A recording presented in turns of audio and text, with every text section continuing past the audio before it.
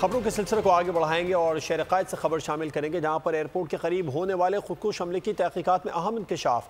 मुबैना हमलावर 2 बार कराची आया था, सदर के एक होटल में रिहाइश रखी। ज़रा के मुताबिक हसास इदारों ने 6 माह कबल ही मुमकिना हमले का अलर्ट जारी किया था, जिसमें चीनी बाशिंदों पर हमले का खदशा जाहिर किया गया था। उसके बावजूद सिक्योरिटी इदारों की जानिब से गफलत बरती गई। मज़ीद तफसीलात खुर्रम गुलजार की रिपोर्ट में।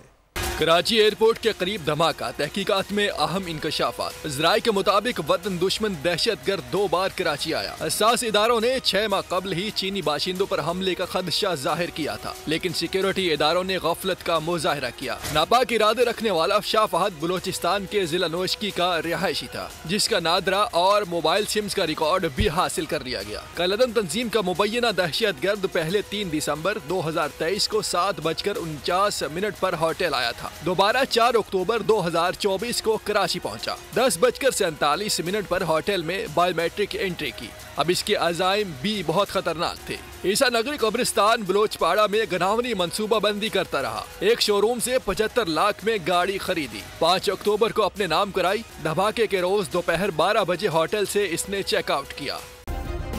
सब्सक्राइब करें और बेल दबाएं ताकि कोई खबर रह न जाए।